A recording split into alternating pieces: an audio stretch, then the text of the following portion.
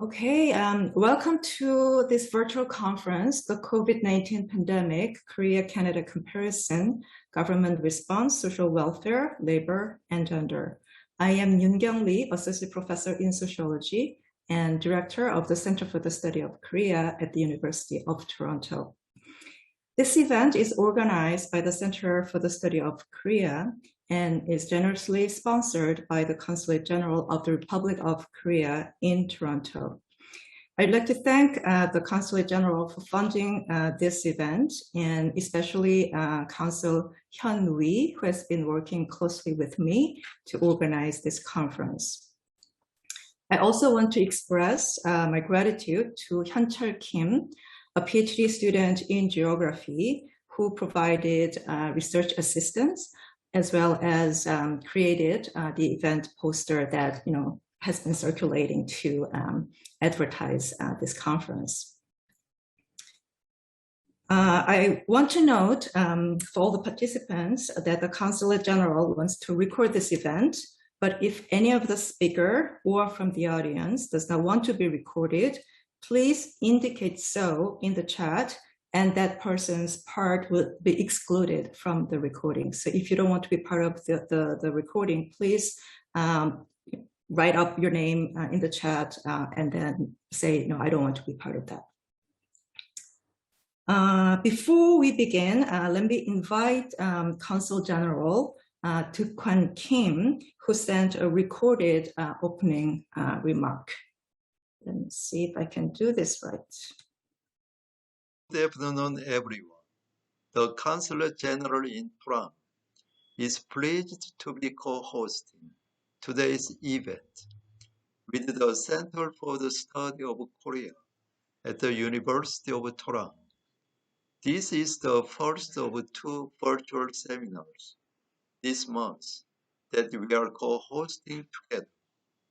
As you are well aware, it has been truly remarkable how COVID-19 has altered every aspect of our everyday lives, including the way we work, live and learn, and interact with others.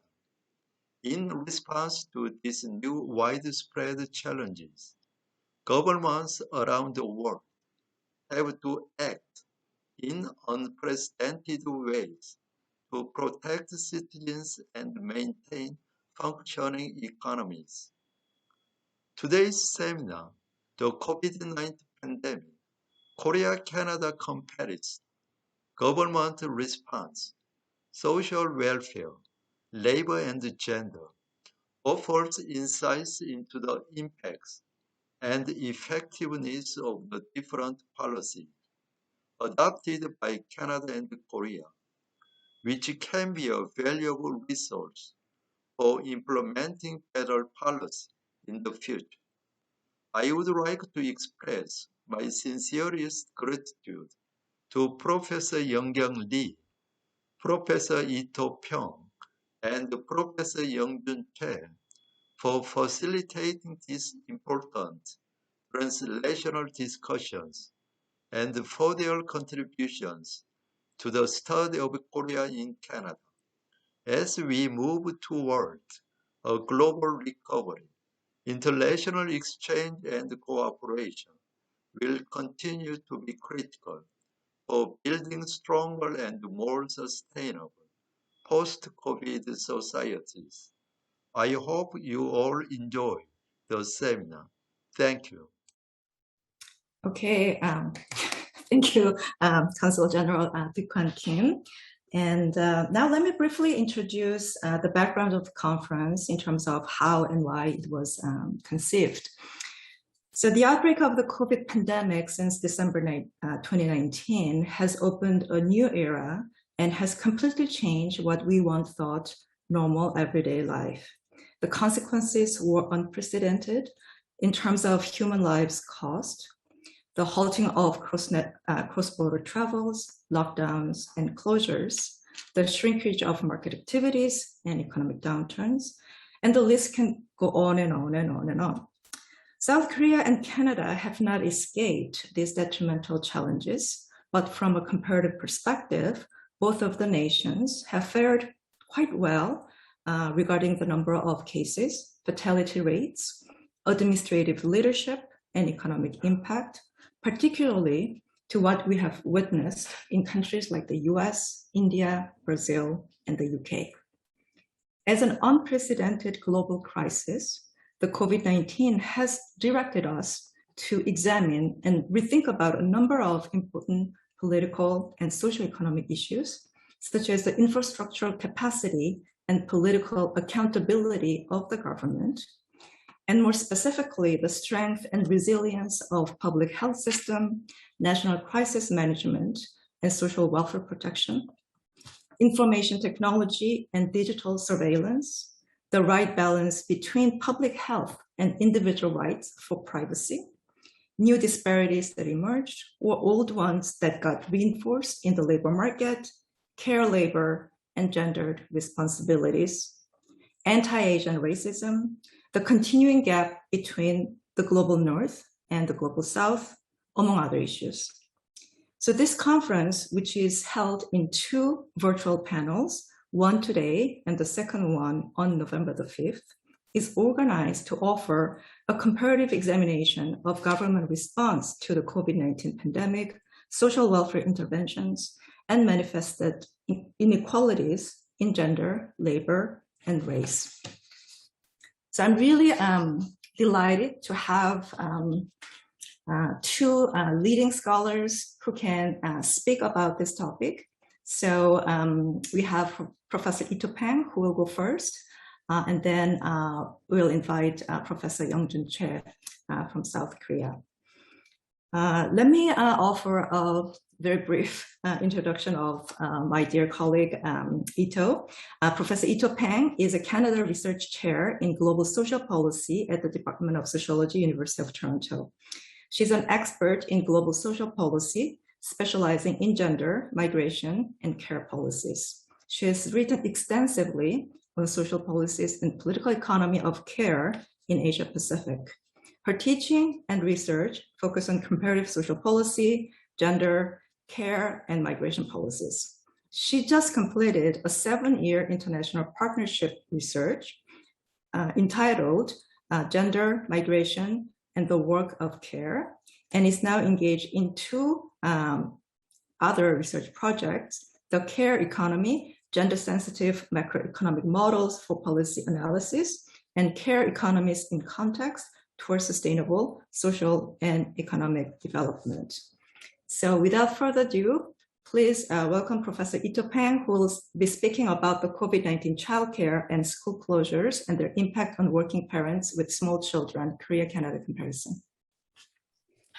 Thank you very much, Yong, for the kind introduction, and great to see everybody. And thank you for inviting me for to this conference. In this presentation, I would like to talk about a survey research on the impact of the COVID-19 childcare and school closures on working parents in South Korea. I have been doing this research with my colleagues at the Center for Transnational Migration and Social Inclusion at the Seoul National University in Korea since last year. And since there was a similar survey done in Canada by the Statistics Canada last year, I thought it would be really interesting to compare our findings from Korea with that of the Statistics Canada's findings. So let me go to the second slide. Oh, okay. So it's probably now pretty much a cliche to say that the COVID-19 has exposed the importance of care and care work and how our economies and social functionings depend on the invisible work of care. This is evident not only from what we have seen from the long-term care homes, where a large number of lives were lost last year, but also in homes and communities where parents and family members had to really struggle to manage the care of their children and other family members who need care while working from home at the same time. There has been actually quite a lot of studies being done on the impacts of COVID-19 lockdowns on working parents since the beginning of the pandemic. Many studies have found that in general, while both mothers and fathers increased their unpaid childcare work while working at home, mothers were spending more time doing childcare than fathers. So for example, Adam Prussel's and her colleagues' comparative studies in the US, the UK, and Germany, they found that the mothers were doing more homeschooling and childcare than fathers in both these three countries, and that women in the US and UK were more likely than men to lose jobs as a result of pandemic lockdowns. And in the US and Germany, women's job losses were positively associated with their care responsibilities. Similarly, people such as Andrew et al.'s study focusing on the UK also found that while overall mothers increased their share of childcare, fathers also increased their share of unpaid childcare time at home only if they were furloughed or if they lost a job due to the pandemic. So when what their study suggests is that fathers' involvement in unpaid childcare is very closely dependent on their employment status, whereas mothers' involvement in unpaid childcare had no relationship to their employment status. Similar studies have been done in Canada as well. So for example, StatsCan has been conducting a series of national cross-sectional surveys on the impact of the COVID-19 since last year. And one of those surveys conducted in June of 2020 focused on the parents with small children. The sample size of these surveys were about 7,000 across the country. Their survey found that during the COVID lockdown, not surprisingly, while both parents increased their unpaid childcare, mothers were doing more childcare and homeschooling than fathers. In another study by Schaefer, Schibring, and Milky, they also found that Canadian fathers did increase their housework, such as shopping and cleaning, and as well as childcare during the COVID lockdown period, particularly if they were working from home. So what their study suggests is that more equal division of domestic labor is possible if fathers are exposed to the need to care. And in this case, the need for them to do more housework and childcare while they're working at home. So now let me just say a little bit. Let me say a little bit more about the StatsCan survey, because we conducted two very similar surveys on the impacts of childcare and school closures on working parents in Korea. First first one in June of 2020, and second one in April of this year. We were not aware of the StatsCan survey back in June of 2020 when we conducted our first survey, but we learned about this afterwards. And so in our second survey, we tried to include some of the questions that StatsCan had asked in in their surveys. So what the StatsCan survey found were the following.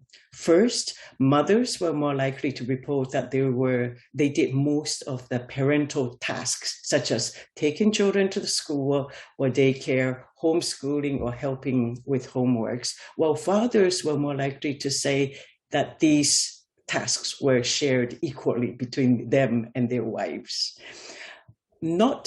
Secondly, not employed fathers, in other words, fathers who were not working during that time, were more likely to do more childcare than employed fathers. And third, that both mothers and fathers were very or extremely concerned about balancing childcare, schooling, and work during the pandemic, and as well, many of them were very or extremely concerned about managing their child or children's behavior or stress level or anxiety and emotions. In other words, what the StatsCan found was that having to work and care for their children at home at the same time were quite stressful for working parents and their children as well. Here are some of the data that comes from StatsCan. These figures show that mothers, as I said, mothers were more likely to report that they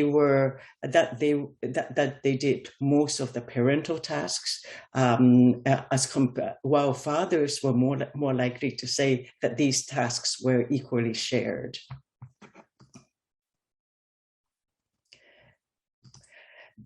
In this graph, what they show is that not employed fathers were doing actually more parental tasks like childcare than employed fathers. So again, having to be in the home and seeing the need for childcare actually did force fathers to do more childcare.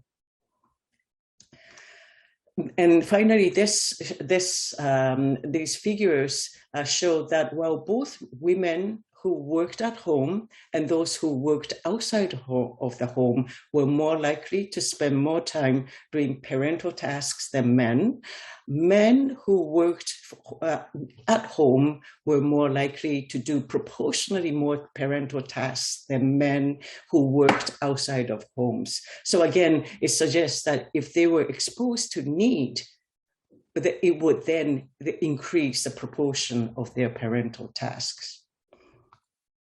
So let me now talk a little bit about our surveys of Korean parents during the COVID-19 social distancing period. I should also start by saying that because Korean government was quite successful in keeping the COVID cases low, it actually did not impose full lockdown. Instead, what the government did was impose 2 social distancing periods. First one from March to May in 2020, and second one from December 2020 to the end of February 2021. And during this period, schools and childcare centers were closed, but most businesses remained open. But since Korea's social distancing measures only recommended that parents allow workers, that employers allow workers to work from home, only some businesses actually complied. So those parents whose employers did not grant them to work from home option were actually forced to use things like family care leaves and statutory annual holiday leaves to stay home to work from home and while caring for the children, because there were very little options and alternative for childcare. So you could imagine it must have been pretty stressful and difficult for Korean parents to have to manage both care and work during the social distancing period. So what we did was we conducted surveys shortly after each of these 2 social distancing periods to see how parents were managing or not managing the work and childcare. So we did online surveys of the nationally representative samples of households consisted of parents with at least 1 child between the age of 0 and 12 using National Households Register. And that, as you could see from here, our first survey, the sample size was about 52. And then in the second survey, we increased the sample size to 2016 and added, in addition, 50 in-depth interview surveys to really find out how they were coping. Here are some of the findings. We found that although parents took some time off from workplace to work from home, mothers were more likely to spend longer time working from home compared to fathers. But what we also found when we compared the two surveys was that during the second social distancing period, more fathers were spending a bit longer period working from homes than in the first survey. We think that this may be because mothers have already used up their annual holiday and family care leave time to work from home during the first social distancing period. So in the second social distancing period, fathers had to then spend more time working from home. When we asked the survey participants who were the main caregivers for their children at home during the daytime, during the social distancing period, it was clear that mothers were likely to be more likely to be the main caregivers. Grandparents were also an important source of the childcare for working parents, as shown in the first social distancing period, where something like 35% of both male and female respondents said that grandparents were the main caregivers of their children.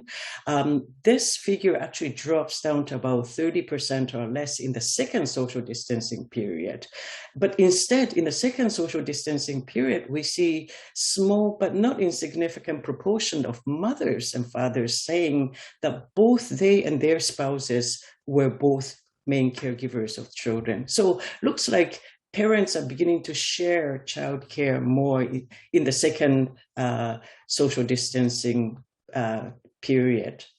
Now, what we found very interesting is that mothers and fathers had quite different estimate of the times they spent taking care of their children, and as well the amount of time they think their spouses spent on taking care of their children. So we did a kind of time use survey of a time estimate survey. So during the first social distancing period, the estimates of employed mothers in dual earner household of their spouses' childcare times was quite similar to the estimates made by dual earner household fathers about the estimates of estimate time that they spent on children. So that's the sort of 221 minutes versus 229 minutes. But dual earner household fathers appear to also underestimate their spouses' childcare hours by so that's 332 minutes versus 417 minutes. Where's that 417 minutes here? This part is a little bit complicated. Similarly, sole earner fathers' estimates of their spouse's childcare time are also lower than non-employed mothers' estimates of their own childcare time by about an hour, between 723 minutes versus 783 minutes, respectively.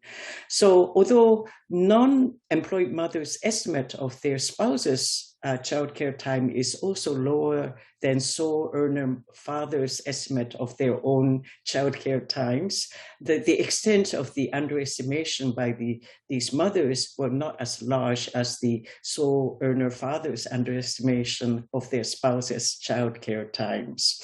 Sorry, this is really full mouthful, but it's hard to explain without jumping up. So what this suggests is that fathers are more likely to overestimate their own childcare times and to underestimate their spouse's childcare time. And this finding is actually very similar to the Statistics Canada's finding from the survey of 2020. In the second survey, it also appears that all parents seem to have lower estimated hours spent on childcare. We're not quite sure why this is the case. It could be that the survey sample for the second survey might be slightly different from the first survey, or that they and their spouses are sharing more childcare together. So we're still trying to analyze this. So when we asked in our second survey question related to the mental health and physical health impacts of working and caring for their children at home during the social distancing period, this this was what we found. We found that similarly to the finding from the StatsCan survey, a significant proportion of parents felt that having to manage work and childcare at home during the social distancing period had a seriously negative impact on their health. For example, with majority of mothers and fathers saying they were stressed out, they were physically burdened, and more tired than usual. And again, the unequal distribution of childcare is also illustrated by unequal level of satisfactions toward the share of childcare between men and women. That was very similar to the case with the StatsCan finding as well. So whereas like over 77% of employed and over 70% of not employed fathers were satisfied with the distribution of unpaid childcare between themselves and their spouses, only about half of mothers were satisfied with this distribution. So our study of impact of the COVID-19 on parents in South Korea in comparison with the similar studies in Canada, lead us to sort of several conclusions. First, I think our study shows that in both countries, COVID-19 lockdown and social distancing have, in fact, impacted both mothers and fathers, but it appears that mothers were a little bit harder hit than fathers. Although, because mothers were reporting spending more time and doing more direct childcare work than fathers. Although in both cases, in Canada and in South Korea, fathers who were exposed to need to care seemed to take on greater share of childcare than fathers who were not exposed to that need. Secondly, we think our findings showed that there were some real perceptible gap in the perceptions of the share of childcare done by mothers and fathers and about each other's.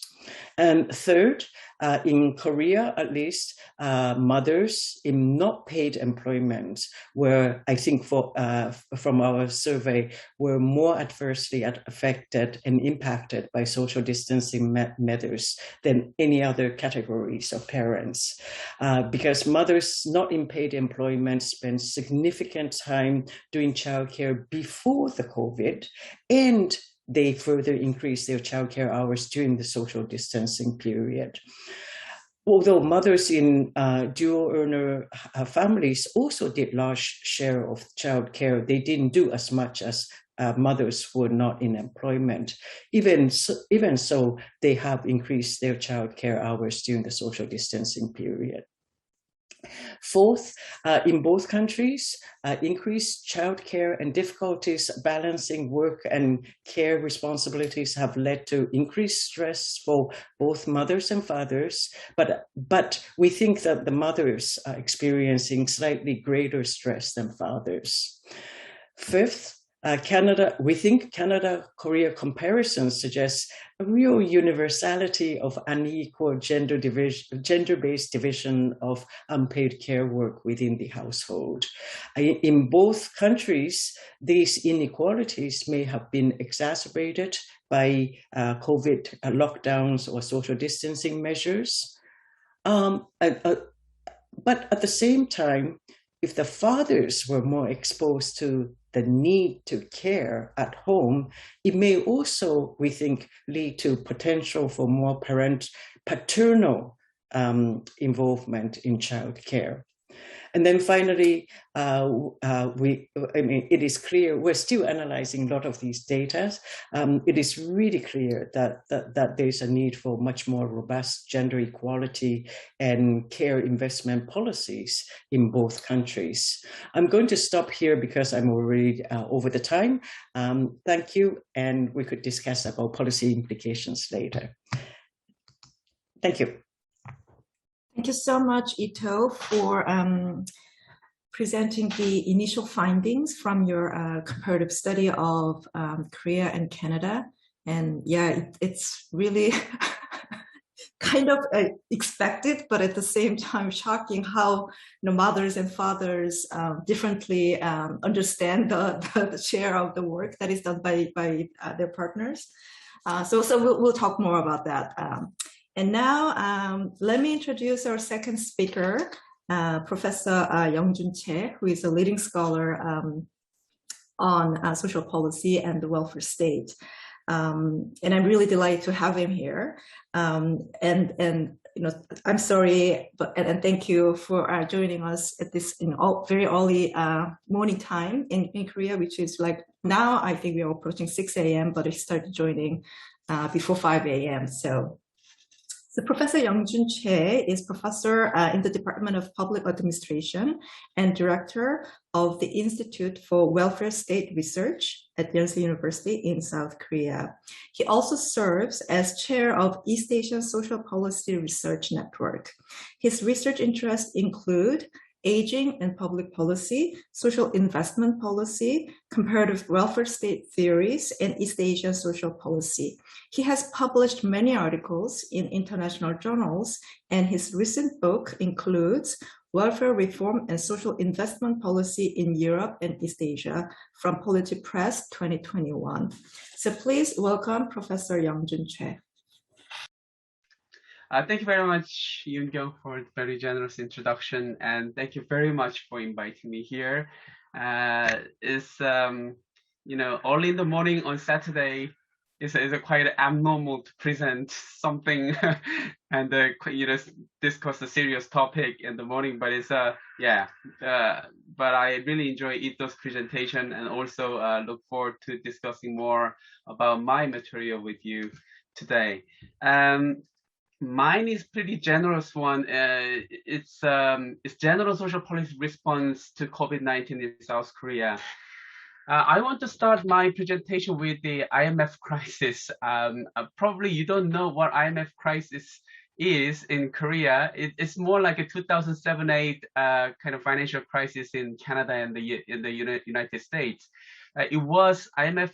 We call it IMF crisis. It happened in 1997. In Korea.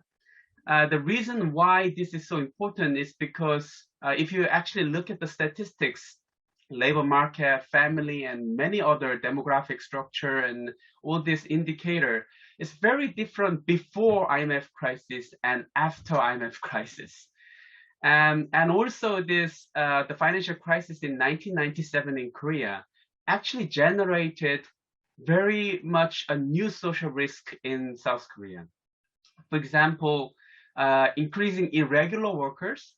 We didn't really have the word irregular worker before 1997 financial crisis. Our students sometimes went to the street protest and so on. Then there's only division between capitalists and workers. There's no regular workers and irregular workers. But it has changed, the whole this structure after the 1997. And also the vulnerability of the self-employed, it was also a new thing. Actually, before 1997, the government actually encouraged the older workers to engage in the self-employed work. It's more like a bridge work between the regular work and the retirement. And also low fertility was also a very new thing after 1997. Just before 1997, the Korean government asked people, 1 or 2 child, please. But now our fertility rate is at 0.84, and we are expecting 0.7 something in next year. So, it's all this rapid aging, high suicide rate, old age poverty because of the family breakdown, all these things actually happened after 1997. So I studied about social policy the last 20 years. And what I did, now I'm thinking, I actually have fought with a ghost, IMF crisis effect. Actually, our president, ex-president Kim Dae-jung, after the financial crisis, around 2000, he declared we completely, won against the IMF financial crisis game. and we are back on the track, he declared around in 2000.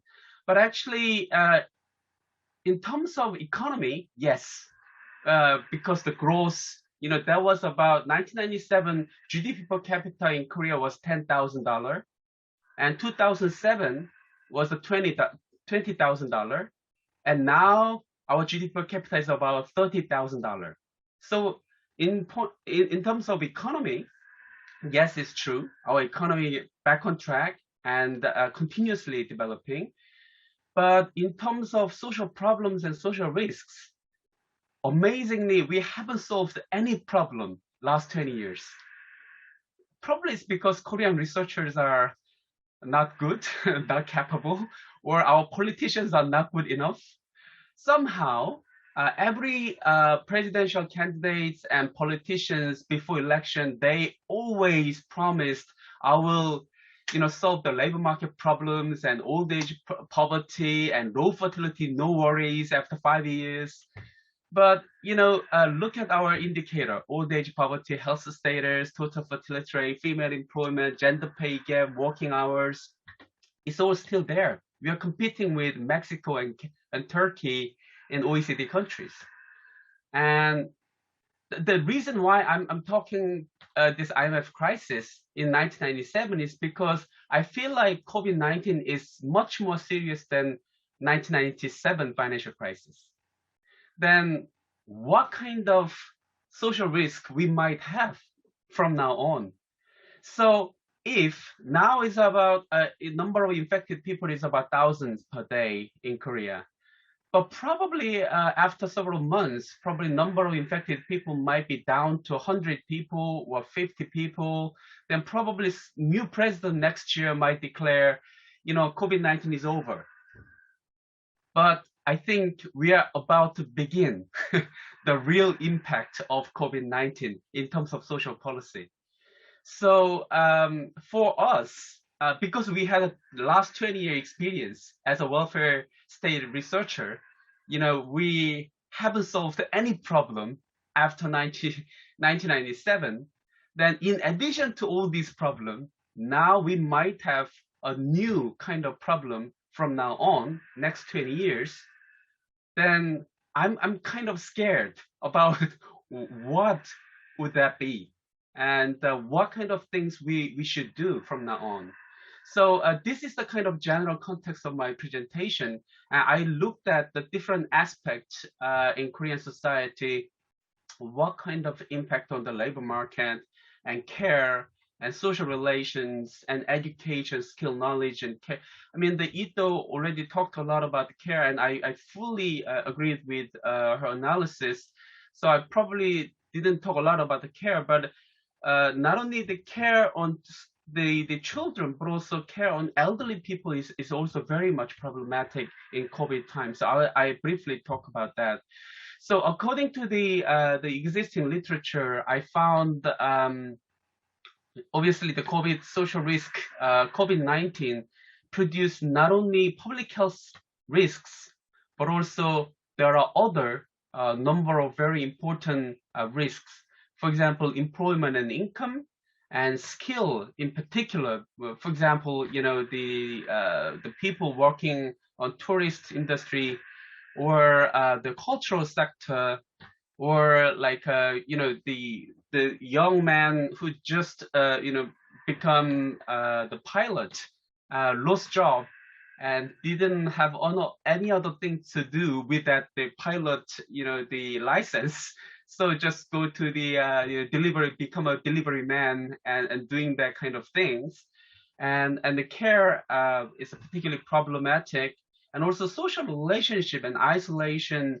I will come back to this issue later on, but it is really serious because of the strict social distancing and quarantine. And when I looked at this, the general kind of a possibly new COVID social risk, this might not be end with the end of COVID-19. It's because the COVID-19 actually accelerate the digitalization. So it actually it's not only about the public health change, it is actually the fundamentally transform the labor market structure and the work patterns and all these things. So I think even after COVID-19, I think this impact of COVID-19 probably remain in the labor market and also the household, the family relations and other so on. So these risks also are experienced by not only a small section of population, but also most of citizens, except for the remotes. You know, if you remember the Berkeley scholar, the Professor Robert Ricey, he said the new class structure emerged. The what is the remote and the essentials, the unpaid and the forgotten. The remote means you know, they can easily translate. They transform their work from offline to online without you know, losing their job. For like academics, you know, we teach in the class and then today we just you know, talk online. But there are other essentials, the unpaid. Sometimes they lose their work demands, or they cannot transform their work from offline to online. So they also suffer from all this change in the labor market. So I found also social protection, social investment are still important, but probably these are, you know, not everything in order to cope with the COVID-19 social risk. I will also come back to this issue if I have more time. I also did several the national surveys in 2000 and 2021, but for this presentation, I will use the national survey I did with my colleague in May 2021, about 2,000 people online survey. And also I did focus group interviews with 10 occupational groups, mostly marginal side of labor market, about 60 workers from November and December in 2020. So I will use this data and I will show what has happened in South Korea. You probably look at a lot of this kind of graph, not only in Korea, but also in other countries, probably Canada too. This is 2020, and that are the January and the February until to October in 2020. So the number of newly employed is decreasing, surely, and the number of inactive population increasing. And we ask whether you experience the household income reduction by more than 10%, and about 50% of respondents answered yes, you know, our household income reduced by more than 10%. So it's the income actually, many people are affected by the COVID-19 in terms of their household income. And also the household members, they experience the unpaid leave or employment, or sorry, it's not employment, it's unemployment in your household. It was about a quarter, so it's a 25%. And also it was quite shocking that one of our questions was whether you avoid meeting people for financial reason, whether you agree or not. 40% of people say they avoid meeting their friends, neighbors because of the financial reason. It's 40%. So it's quite high, much higher than we expected. And also whether you were difficult to find a work during last 1 year was about 31%, 32%. And then whether you think your job will be stable in the next 5 years, only 25%, around 24% agree their job will be stable in the next 5 years. It's quite interesting that mostly around 25% of people, they are kind of unaffected by the COVID-19. And around 75% of people, they are one way or the other, they are affected by the COVID-19. And as you see in figure here, the professionals, a number of professionals, sales workers and service workers, they're all going down. and only unskilled worker is going up. So most of young people, they end up with platform economy, end up with the delivering things.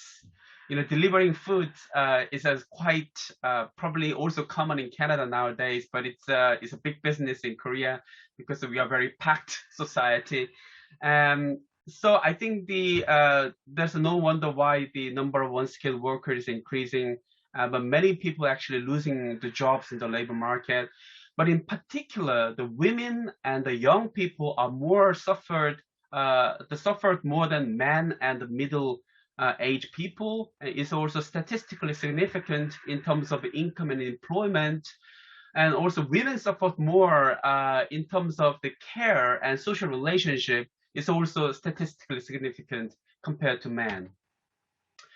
And I talked with my colleagues, and when I interviewed, we found probably we have a kind of a new class. There's a new nomad class. They're kind of keep changing their jobs and occupations and workplace here and there. When I interviewed one of the cultural sector worker, and he finally said to us, I don't know what is my actual job is.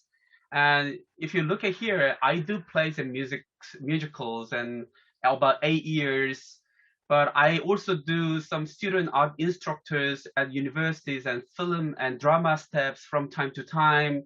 But because you don't have work in many days or months, then I work with my father at the father's factory. But then if there's no work, then I also I do some delivery work using platform. So he did, his job is kind of around 10 or something like that. He just keep moving here and there. And his identity initially was, I'm a kind of a musical kind of industry doing something. But now he said that he doesn't know what is my actual job. And the second case, he is still running travel agency, but the actual shop is closed. And then he got the subsidy from the employment insurance, and he kind of temporarily lay off their workers. And the workers, they receive the salary from the employment insurance, 90%, and 10% from him. And then he doesn't have any income. So he also did the delivery work and so-called the new platform 배달의 민족 in Korea. And then while he did the delivery work, he got an accident, but he didn't get any benefit from the platform, the sector or work injury insurance. And then he kept kind of subsidizing the employee's salary, as well as he has had to pay 4 major social insurance contributions, and he had to save some money for the employee's retirement, severance pay. So every month he had to pay 20 million won without any support. So he tried to commit a suicide 2 times. And it was really, but he expected to probably COVID-19 would end June 2020, no. And September 2020, no. And the December time, he expected to finish COVID-19, hopefully January 2021, but it's still COVID-19 and not open his shop, So I don't know what it's his status now, but this is a quite common story in the ground level. What about the children? Many children they had the difficulty in internet connection, arranging computer equipment. I have 3 kids, so it's a big challenge. Suddenly all 3 kids are here in the same house, and then they need their own equipment, their place. Sometimes internet connection is bad, but I'm a middle class people, I'm okay. But it's so many, the poor, the section of society, they suffer from this internet connection, arranging computer equipment, to secure the proper space for their kids. There was a big challenge for many families. So whether you're satisfied with the online class, only the 15% of parents, they answer, I'm satisfied with online class. And also the parents also answer the student performance has fallen compared to pre-COVID-19 is about 66%. So if you look at the right side, there are our National Statistical Office, the official kind of a student performance compared to 2019 and 2020. You can see the kind of a middle level performing students is going down. Interestingly, A is a high performing students is actually going up because it's a good time for having intensive shadow education, private education, while they stay at home. But if you look at the E side, it's more like at the end of the final part, and there is also increasing. So this is what is happening. The online class probably also affect the social mobility in next 20, 30 years. And next 20, 30 years, children's income, probably about 50 years, children's income next 50 years. So I think this, the footprint of COVID-19 would last quite long. And burden of, whether we also ask burden of care on family member has increased, yet there's also 26% of Korean population said yes, care burden increased. And difficulty in caring for my children, we asked parents, about 44% say yes. And this, if I talk about this more kind of elderly care part, and also the disability son, the first case, the family carer who took care of her son with developmental disability.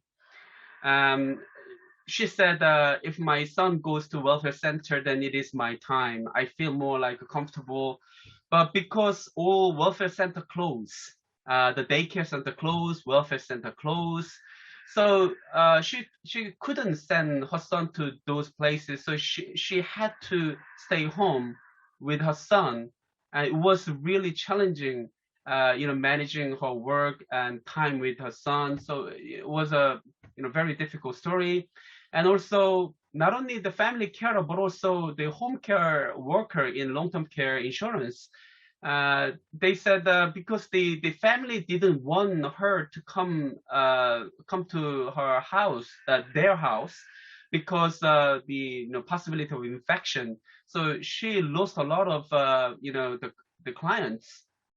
And also she didn't, I didn't mention in here, but right after every day she went and give some, they provide the care, and right after she tried to get a mask, and there was a long queue in early COVID time, so waiting 1-2 hours, get one mask, and then taking care of an elderly person 3 hours per day, and then another two hours long queue. So government didn't provide the proper support for these care workers. I mean, they're not the kind of a policy priority at all in the early stage of COVID-19, and they all suffer from all these problems. What about social isolation? Korea, we are kind of we got a gold medals in many bad social indicators, but we got one more this time. That's a kind of depression. This is the kind of OECD report from last May 2021. It said the people experiencing depression in 2020 in Korea was 36.8%. It's much higher than all the other countries. So I think this is the kind of the other side of the coin of the success of K quarantine. We are very successfully deal with the number of infected people, but because of the social distancing, all these things, behind the curtain, there are kind of a large number of people experiencing the depression and so on.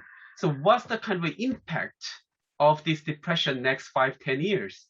Once you experience the depression, it's not like a 1 day, 2 day experience, right? So, and also we ask whether, your relationship with family, acquaintances have been cut off. About 47% people say yes. Particularly women are, affected more by the COVID-19 than men. And we have a disaster relief allowance. The first was universal. The allowance is about the $170 per person. And then there are a lot of criticism on the first disaster relief allowance, because why universal? We have to help more kind of vulnerable people. So that's why the second, third, fourth was the selective, the targeting allowance, mostly for the self-employed and the workers in special employment types, because they are excluded from the unemployment insurance and so on. And then the fifth disaster relief allowance, just last month, they gave 88% of population. I don't know why it's 88%. It's very political. But anyway, that's our kind of the disaster relief allowance. Then we have a lot of political debate whether we give too much money to people, and whether university is right, because we should think about basically the argument is the physical soundness is important, but actually compared to our intensive debate in terms of the international comparison, Korea hasn't really spent much. The Korean welfare state scholars, they think Korea is one of the liberal welfare states. But if you look at the liberal welfare states, the United States, Japan, Canada, United Kingdoms, the whole liberal welfare state, they spend more than 10% of GDP on additional social policy spending in 2020, according to IMF. But Korea is only 3.8% of spending, but somehow we have a huge debate whether we spend too much money in this debate. So I think that really reflects kind of still the identity of Korean welfare state. And we also ask people what kind of benefit you received during the COVID-19 time. Obviously, the universal benefit that many people received, but not many people actually received the unemployment benefit or targeting allowance from the central or local government and so on. So we, among households whose member experienced unpaid leave, furlough, or the unemployment, the only more than 12% actually received unemployment benefit, and 2.4% received unemployment maintenance subsidy, and is about 10% received the selective targeting disaster relief allowance from central or local government. So receiving any one of three was about slightly more than 20%. So I don't know why, but this is the survey data, I have to say. So probably actual administration data, the figure might be slightly different, but probably not very different.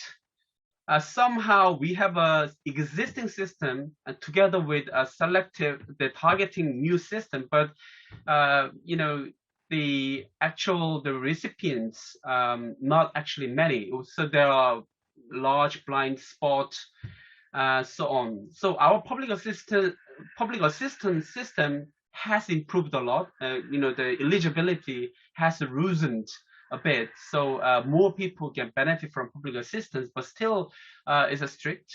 And also the social insurance is still limited coverage and somehow regressive, because they protect more regular worker rather than irregular worker, atypical worker, self-employed worker, or the platform sector workers. They are largely excluded from the unemployment insurance. And also another thing I found out from this COVID-19 time is because our social care services, people are very, Korean people are hardworking, they're good, but I think the state support was not enough to the family care worker, as well as the care sector workers. I think that was a problem. Why you couldn't receive disaster relief allowance, and there are many reasons, because they ask so many documents, but I didn't actually have a written contract form, so I cannot prove my actual work last year, because they compare the last year employment and this year employment, but they didn't have a contract form, or simply they don't know, or they're not eligible because they start to living with their parents, because their income level, suddenly household income level is high. That's why the people couldn't receive, young people cannot receive the targeting allowance. So there are many other reasons why they couldn't receive the targeted allowance. So the final slide. Yeah, actually yesterday the Australian ABC, the company, came to me and asked whether the Squid Game, what is the behind the success of Squid Game, and whether the Korean society is actually, looking like the Squid Game, or what's the status of a loan shark, and all these things. But yes, the K economy, our economic growth level was not too bad. Actually, one of the best among OECD country. And K quarantine was really good. But behind that, not K social policy is still very much behind, even though our president is very progressive, seem to be, or known to be progressive, but he also focused a lot on the economy and also public health. Yes, I think that they did really well. But in terms of the protecting people, income, care, social relationships, and all this, not really, I cannot really give a good grade to the current government.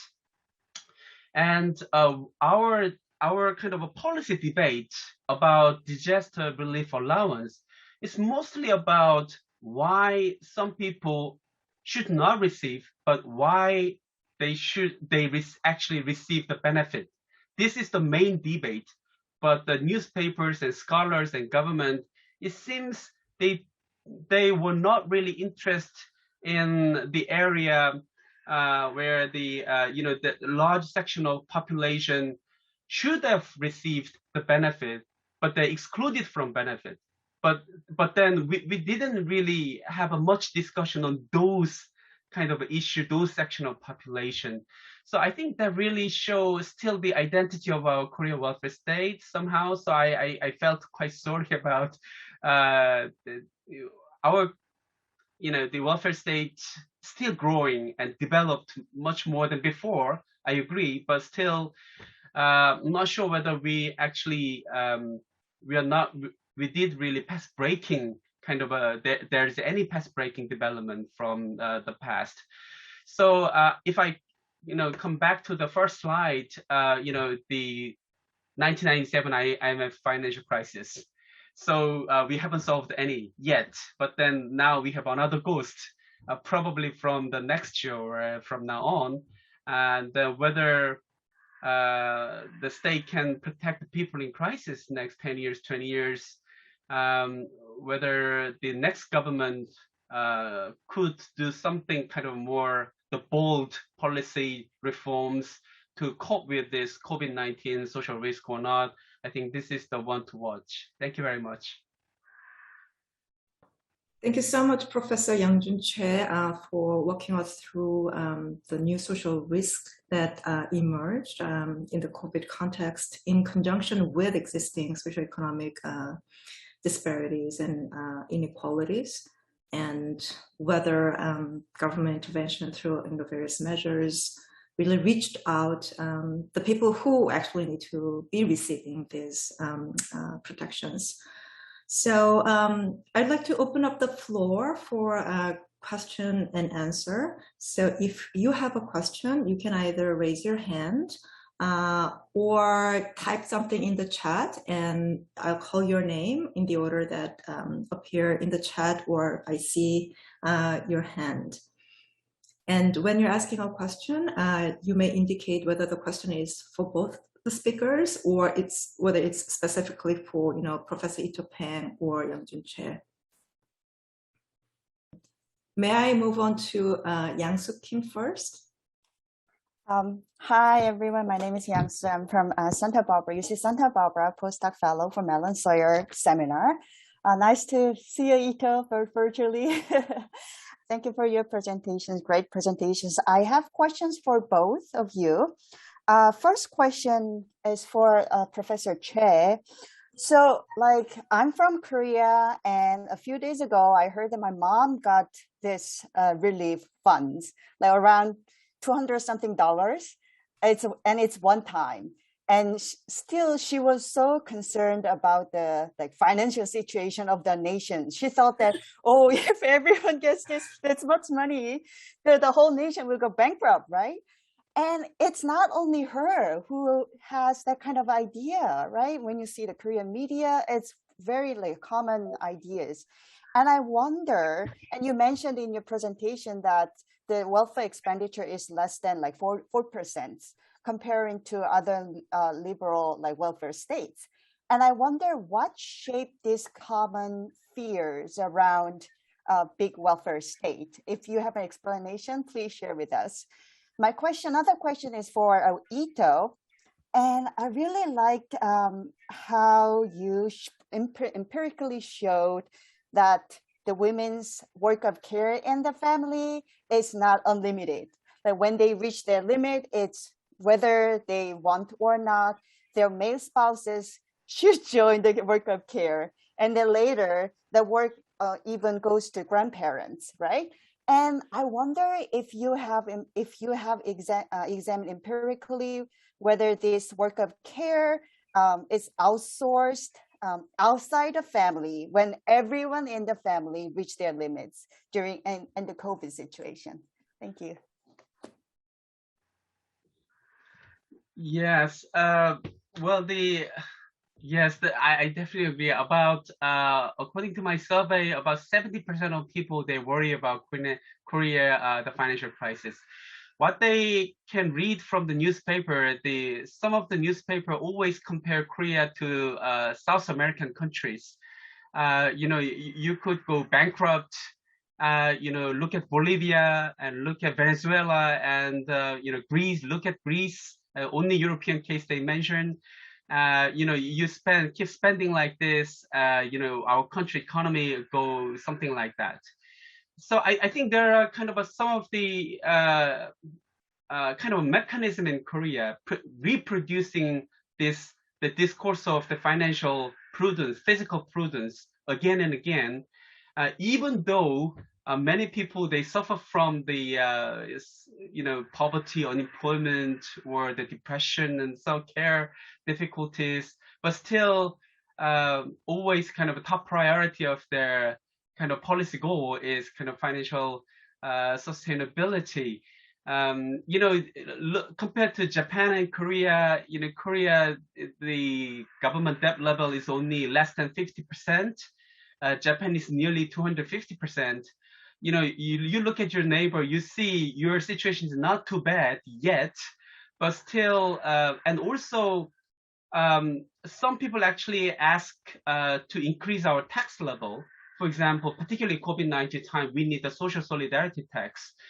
If you earn more during COVID-19 time, you pay more tax and people receive back. But people do not want to talk about tax increase. I think that's another kind of an aspect, past-dependent aspect we have in South Korea. But on the other hand, after the first disaster relief allowance that was universal, then so many middle-class people at the same time, they also answered, this is their first time to actually benefit from the state. They're very happy about this 200,000 won, or 300,000 won. I actually received money from the state, even though I'm not poor, and they're very happy. They feel like they're kind of part of the citizen. I was very strange because, we have a free childcare, we have a free education system, free school meals, they are all free, and they actually middle class all benefit from that. But they said they never, think about that. They actually benefit from the state when they receive actually money from the state, and they finally say, I actually, I pay a lot of tax, but finally I get something from the state.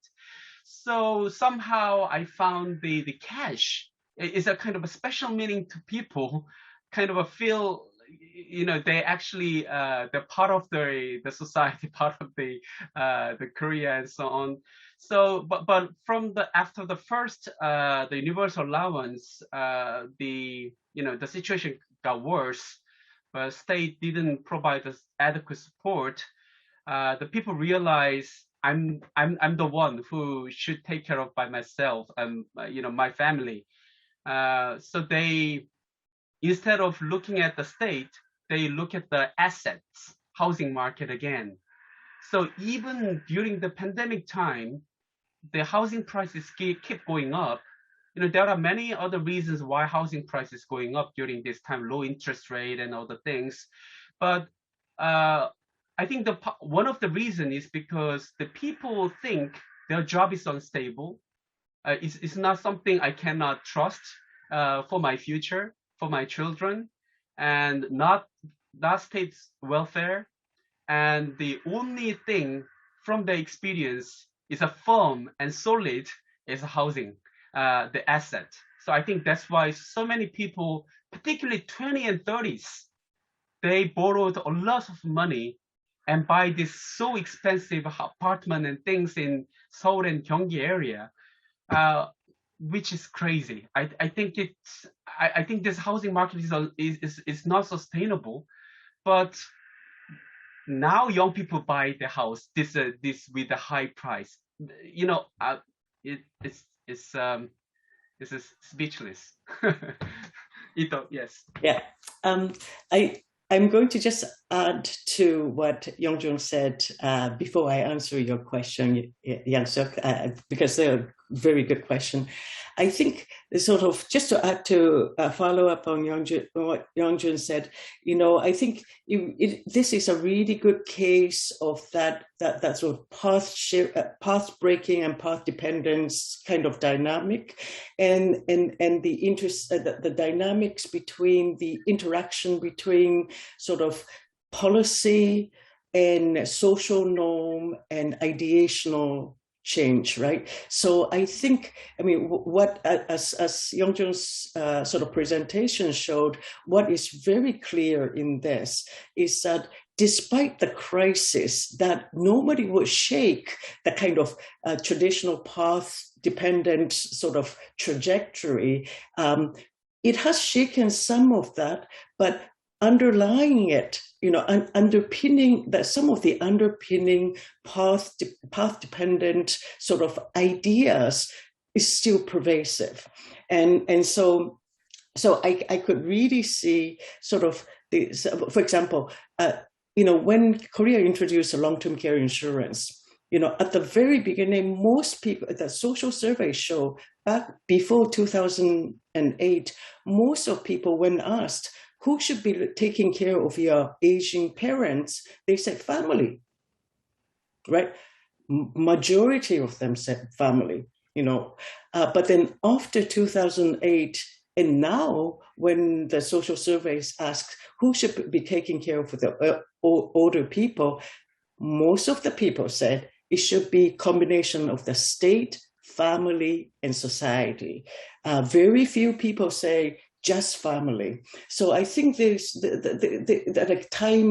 over time, those ideas, social norms, and the kind of collective imaginaries about what sort of basic value Korean holds really changes. And I think right now, receiving cash benefit from government, this is a kind of first big time that right now people find it a little bit jolting. But I bet if they continue to get this, in 5 years' time, people will say, yeah, in time of crisis, of course, government should be giving me some cash benefit. So just to that, to your question about outsourcing care, it's really interesting because, as you know, South Korea has free national child care. But because of the COVID restriction, they were not able to. Parents, so the outsourcing care through free public child care has been, I think, to some extent, a real norm. Has become kind of new norm for many working parent families, and so what I didn't show this on the presentation, but the government has actually introduced, emergency child care for people who need emergency child care in the regular child care center. Back in sort of first, we have the data for this, first 2 months of the emergency child after COVID in March 2020. In the case of Korea, it was February 2020. The number of people who were bringing their kids to emergency child care was something like 10-15%. By May of 2020, something like 78%. It has increased up to 78%. Why? Because parents needed to outsource their care. They just couldn't. And the problem with COVID is that Korea does not have the kind of market where you could hire somebody to come into your house to look after your kids, right? Because there is sort of externalized center-based childcare, center-based childcare or home-based childcare, but not in your home, and none of them were open.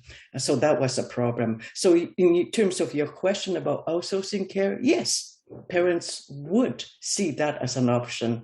The problem with the COVID was that it wasn't an option. Okay, thank you. Nicholas, have you fixed your sound? Let's give this another go. Can you hear me now? Yes, perfectly. Excellent. Okay, sorry about that. So yeah, my name is Nicholas, graduate of Simon Fraser University.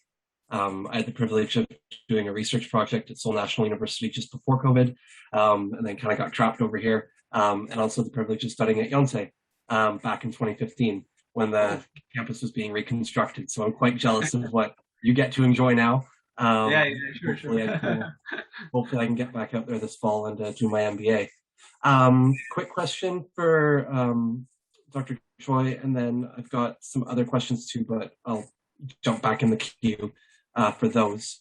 As we see with Canada and some other nations, we're seeing pretty high rates of inflation that we're worried are going to snowball and perhaps run into hyperinflation as a result of all the financial assistance that the government's dumped into the system right now. And so that, combined with Korea's experience with the IMF in 1997, and their sort of pivot away from those norms in the reactions to 2008, I can kind of understand why there's been not as much direct financial assistance as there has been in the West. I'm wondering if there's been investment in other means of reducing inequality in Korea, for example, infrastructure, like we saw in 2008 when Korea sort of spent the piggy bank on rail and other green infrastructure projects to create jobs and make sure things were more efficient on the other end.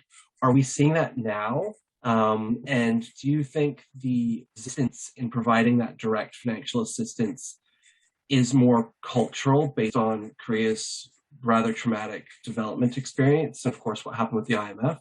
Or do you think it's more fiscal and they're really worried about the runaway inflation? Well, the inflation, I think, has not been the main key issue when we discuss about the policy options. I know now inflation is a big issue around the world, the China, US, and Korea, so on. But I think the part of inflation now is partly from the low interest rate, and also a lot of subsidies, particularly the Western world, and also like a fuel prices now is all very the complex issues now. But in Korea, the inflation was not the big kind of the factor when we consider what kind of policy we should do. And I think there's also, as you mentioned, there's a kind of a culture of our history, past dependent history, like idea, as it was said, the providing cash to capable person, it's not kind of a people, particularly the policymakers, think that's not a desirable option. Not only policymakers, but normal people also think they're part of that. In 2007 crisis, the Korean economy was not really affected much by that the 2007-8 financial crisis. That time we had some, right afterwards, if you remember the Imf government, they did a big project like a national infrastructure project, and it actually somehow helped the recovery of the Korean economy that time. But this time we did not have that kind of a large infrastructure project. However, we call it the New Deal. We call it Green New Deal and the Digital New Deal. So it's also part of the economic project. There's also the many social policy scholars criticize that government, the New Deal project, is because the New Deal project should come with the human New Deal as well, like providing more social protection, more social investment, or possibly together with social innovation.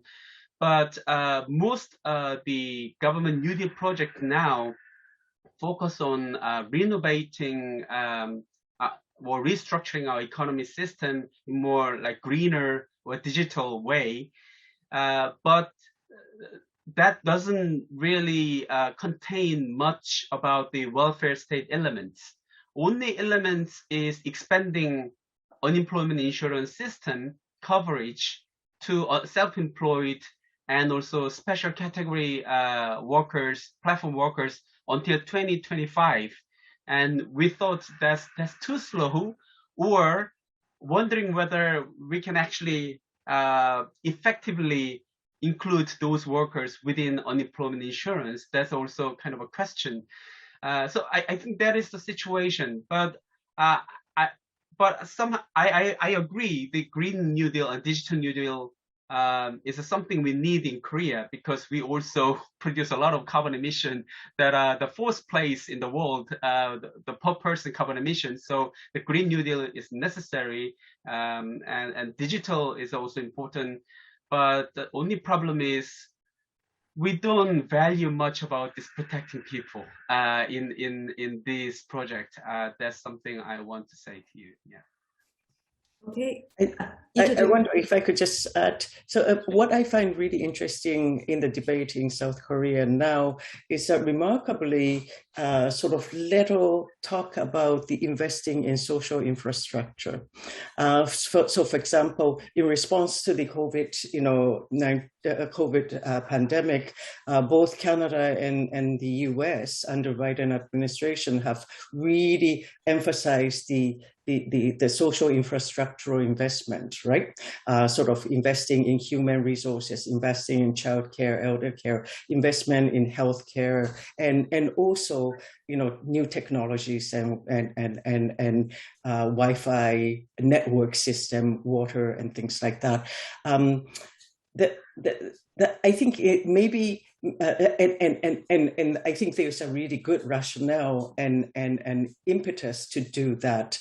I think maybe the reason why the sort of social infrastructure investment is not as talked about in the case of South Korea is that South Korea has already begun to sort of indirectly invest in social infrastructure through social investment policies since the early 2000s. That was more in a response to its demographic shift. Low fertility, aging society. We've got to do something. One of the way to do it is to provide universal national free childcare, long-term care insurance that would not only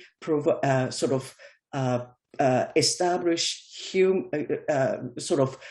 enrich the human capital development, but allow women to go out and work, and therefore creates that win-win-win situation. Maybe because Korea has already done that, at this point to say more social infrastructure investment might not sound as as new and exciting as before. Thank you both. Now we'll go to Vicky Zhou, and then after that, Rania Salon. Hello, Professor Lee, Professor Peng, and Professor Che. I have a question specifically regarding the migrant and precarious workers. I have just read these reports by Butterfly, which is a local nonprofit organization based in Toronto. And they talked a lot about the COVID-19's impact on the Asian, specifically female or women workers in the massage parlors or the sex industries. And they have been impacted a lot because of COVID. But unfortunately, a lot of the social policies there's like a gap, and they normally do not benefit them as much. And Professor Che mentioned about the Squid Game. And I just remember there's Ali in the show, who is also an immigrant worker and lived in very precarious conditions. So I just want to pose these questions to both of you. Do you think post-COVID era, will we see more social policies that would pay more attention to this group, specifically the precarious workers and migrant workers or racialized workers in both countries? Thank you.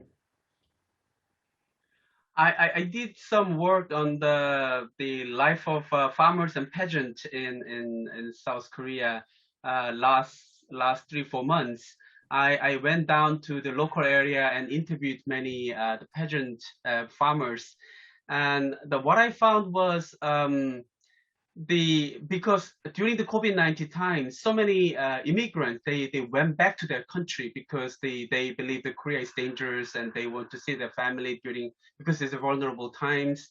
So number of the foreign immigrants in South Korea is decreased a lot.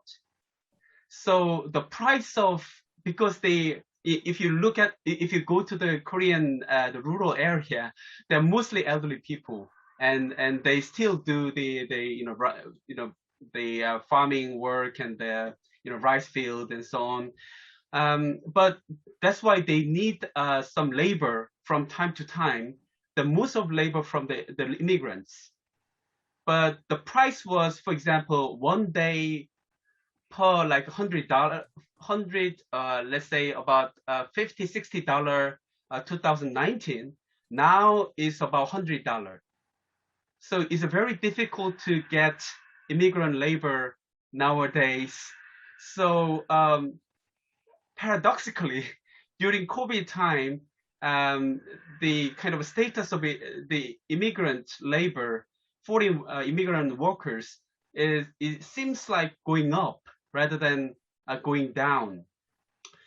That's one aspect, but the other, that's also the true for the small, medium-sized economies. The companies, it's very difficult to get the low, cheap labor workers. That's why they had to increase their salary for somehow bit. But on the other hand, still they are kind of a hidden area in terms of the public policy. According to Robert Ricey, I said that there are 4 new classes, and one of the class was the forgotten. It's a kind of forgotten class. The most of policies for the national citizen, but the foreign worker policy is very limited. So on the one hand, the state concern where the focus is not kind of enough. But on the other hand, because of the supply and demand thing, they're kind of the wage is going up, and their kind of a general labor condition and treatment is getting better. On the other hand, that's my just a simple observation. It's not very systematic. Either you can add some of it. Well, I think that's a really good answer, and I just want to add a tiny little bit, and that is sort of these migrant labor use of migrant labor is probably pervasive almost everywhere amongst higher income, middle to high income countries, right? But if we were to look at this sort of the impact of COVID-19 on the foreign migrant labor, I think Canada might be a better sort of case study than South Korea, although I'm not minimizing South Korea's. And certainly we have seen in the case of Canada, because of that sort of cut in the migrant foreign labor supply chain, that this had both sort of negative impact, both for the receiving countries as well as sending countries, right? Receiving countries because they're not able to get access of cheap foreign migrant labor to do work. And for the sending country, there are a lot of foreign care workers who got stopped because of the border closures and things like that. That in turn translates to the loss of the loss of the income for their family. And indeed, IMF last year has shown that there will be a significant drop in the foreign income from the migrant labor in many of the traditional sending countries. So it's been really, really bad.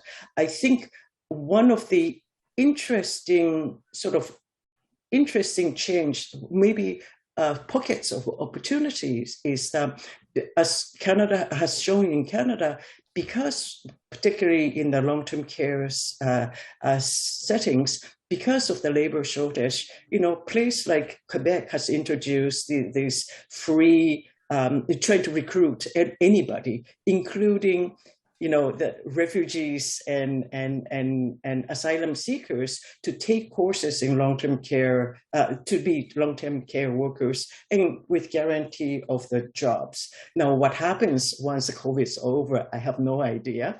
But it has created a kind of rejigging of the wages and employment conditions for the foreign care workers. I know from the report from Singapore, where many families really depend on foreign domestic workers, that the wages demand has sort of pushed up the wage of the foreign domestic workers. Again, we have no idea once the COVID's over, whether that's going to stick or not.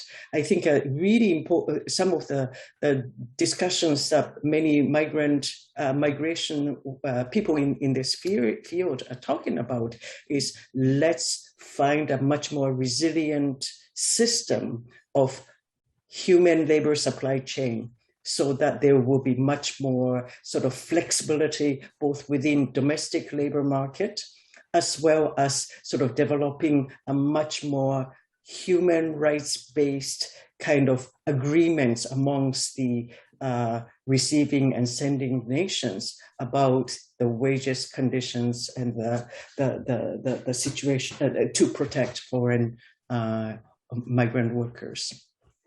Thank you both.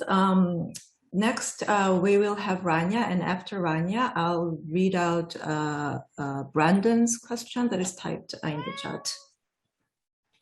All right, thanks very much. My name is Rania, and I'm a faculty member of the Sociology Department of the U of T. And my question is for Ito. So Professor Choi said that Korean women have been more affected by COVID-19 in terms of income and employment compared to Korean men. And we know that women in many settings were more likely to have been laid off or to have been furloughed in the early days of the COVID-19 pandemic. And so I was wondering, with your own panel data, it might be really a great opportunity to take a look at the association between caregiving duties in the first social distancing period and having lost employment in the social distancing period in Korea. And so I was wondering, Ito, if you You sort of mentioned this possibility in your background remarks, but I wasn't quite sure if you had tested that empirically, and so I was wondering if you could speak to that. Sure. In fact, I didn't present it in this presentation, but in our first survey, we did ask both men and women whether they have quit job or they feel insecure about their job vis-a-vis job losses, and we have data that shows women were much more worried about and feeling insecure about their job situation, partly because so when we asked them why, partly because they felt that by staying home to care for their children, they felt like their colleagues might look at them very differently, and that their colleagues that would in turn sort of affect their promotion or job tenure. And in fact, in our first survey data, quite a few mothers actually lost their job or were considering sort of having to quit their job in order to care for their children, whereas none of the fathers had lost jobs, and very few considered maybe they might. So there's a clear difference between men and women.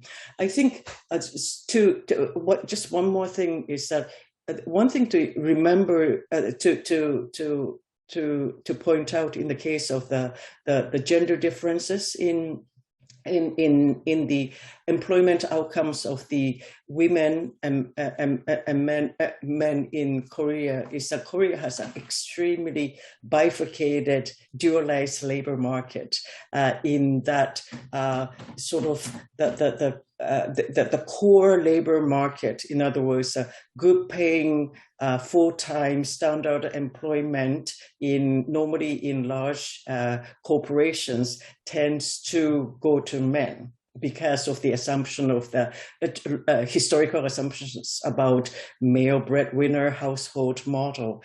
And as Dr. Chai mentioned, after that Asian financial crisis in 1997-98, what happened was that this labor market dualization became even more clear in that a lot of the corporations, in order to flexibilize the labor market, basically tightened up their core employment force, meaning full-time standard male workers, and then pushed out the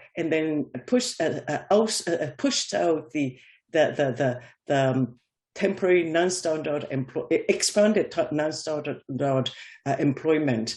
And what happened was that women and young new job entrants ended up being pushed out into the peripheral labor market. So even from our survey, you could tell that, as far as the family, so men were more likely to feel that their employment is secure.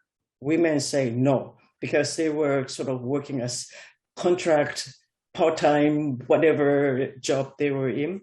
And when we asked, how would you, what your preferences are in terms of who works and who stay care, both men and women said, husband should go to work and the wife stay or quit job, because the male employment is premium. And that when you cost out the wage differentials, it makes sense, as a household strategy. Wife either quit or reduce working hours, look after kids, and to protect male employment and wage. Thank you. Brandon, do you want to ask your question in your own voice, or do you want me to read it? I also have a question for Professor Pang. From your presentation, we have observed a gender difference when it comes to childcare in both Canada and Korea. Interestingly, in Korea, grandparents are also involved in childcare, which is not quite that common in North American culture. When taking culture into consideration, do you think that Korean women could potentially spend more time and experiencing more stress to taking care of their children in Korea, given the cultural norms, than women in Canada? Thank you. That's a very good question, because if you look at the data, in fact, data shows that most of Koreans today don't live with their grandparents.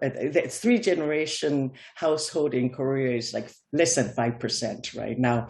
And that there are many studies that shows only about 10% of all grandparents actually do major child care. So we were really surprised in our first survey that, something like 35% of men and women said grandparents were the main caregiver during the day. What it means is that COVID had really forced us as a household strategy, grandparents to come and do the child care. Problem is, I think it's really not sustainable. And that's why in the second survey, so that's like, half a year later, what you see is that the level of the grandparents doing childcare is much lower. I think, so what COVID did was sort of really stressed sort of family sort of really sort of intensified family survival childcare strategy, but I think it is not really because Korean people believes that's a cultural norm for grandparents these days, for grandparents to be looking after children. There's another survey that actually we're doing with StatsCan now about unpaid care work. And you'll be surprised, a large proportion of Canadian grandparents actually do childcare. Maybe not full-time, but they do. So I think that in terms of the culture, I would be a little bit hesitant to use culture as an explanatory variable for this particular phenomena. Thank you. Nicholas, do you have another question? Or I do, yes. Okay, go ahead. Okay.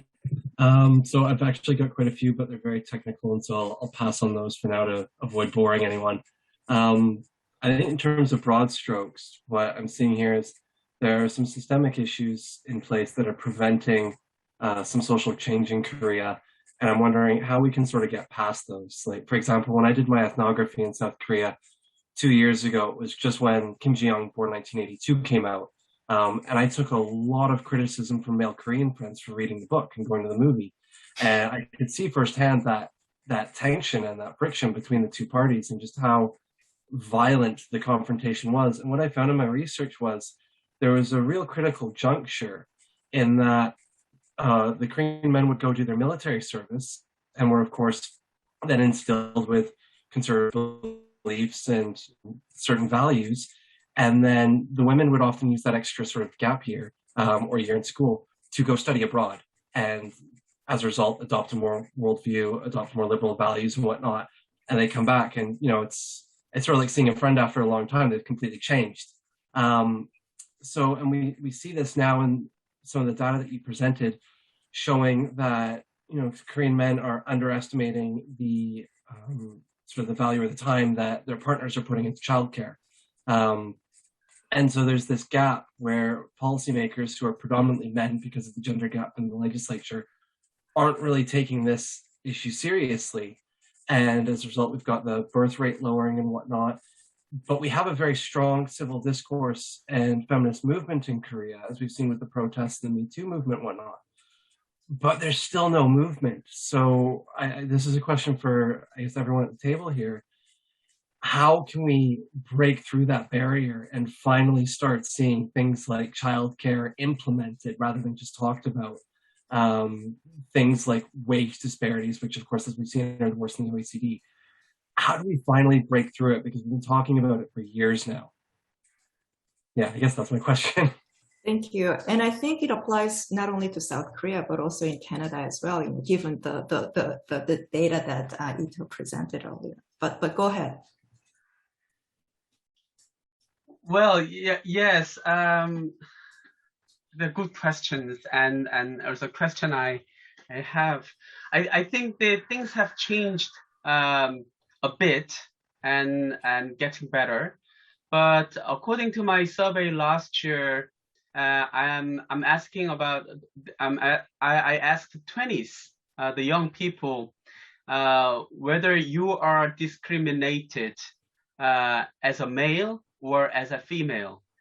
About 60% of young males answered they are discriminated because they are male, and about 90% of female young people answered they are discriminated because they are women. So I could clearly see the gender kind of a conflict among 20s, and then that's why about 70% of women, they're not thinking about getting married. About 50% of young males, not thinking about getting married. So low fertility is pretty, predictable in this situation. But we have a lot of debates in Korea about intergenerational conflict or gender conflict. But to me, it's more fundamental issue is about the job stability, income stability, intragenerational redistribution or conflict. Actually, that's a kind of more foundational conflict or big issue, because we couldn't solve this, stability, security issue in terms of job and income. In the end, that kind of is on the surface. It looked more like an intergenerational conflict or gender conflict. And also some medias, they kind of reproduce this kind of discourse again and again. But when I talk to my students, Yonsei, and initially we talk about gender inequality. However, we talk again and again. In the end, it's more about their job prospects and the competition between men and women. But then there's an advantage and disadvantage came out. So I think the gender issue cannot be solved only with the gender. I agree with Nancy Fraser's book. I'm reading Nancy Fraser's book nowadays. It's quite interesting to me. The old is gone, but new is not appear yet. I think we should look at the distribution issue as well as recognition issues. So I think we need to broaden our kind of framework in order to solve the gender conflict, for example, more wider, like labor market and welfare state issue. Yes, probably it might not be the good answer, but that's what I'm thinking. Yeah. Yeah, I think I just wanted to say two things. One is that I think this is a really good example of that kind of structure versus ideas. I sort of, culture, structure, they actually do kind of interact with each other to form sort of produce a kind of outcome that we see. And by structure, I also include things such as policies, as a sort of a structural factor. This and that second thing is that this reminds me of Professor Chan Kyung-sup's notion of compressed modernity, right?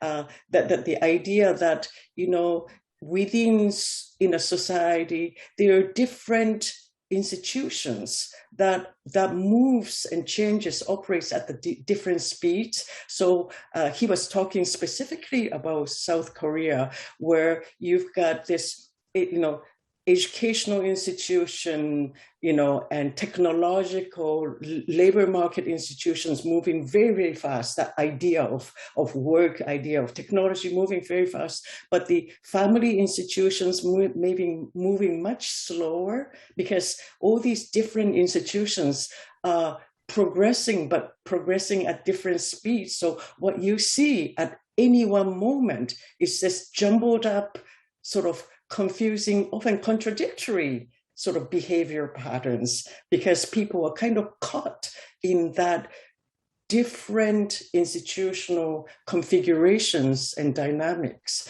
I think that is, he was talking about Korea specifically, but I think it applies to everywhere. That's why even in Canada too, why are we not able to solve the gender wage gap?